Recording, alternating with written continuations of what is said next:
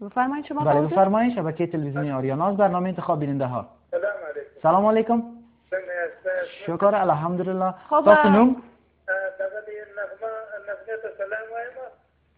خب علیکم سلام برادر عزیز.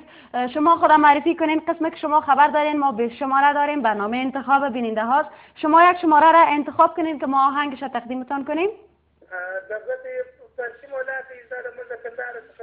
خاورو را منگا شل شمیره لرو.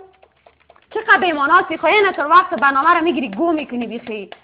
نکو خود دیدی که من زان از او گفت که من نمیفهم بشو من که اتش شنال نغمه را پرسان میکنه خود نغمه را میکشیدی زنده هیچ معلوم نشد که نغمه را چی گفت.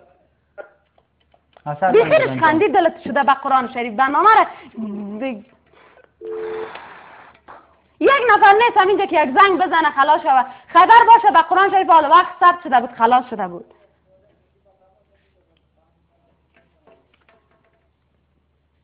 ما گپ تیر میکنم می پس میآید. دلال با ما تو می بودی دپشری کلگی 40 نفر دپشری کلگی برباد بودیم برو که نمیری.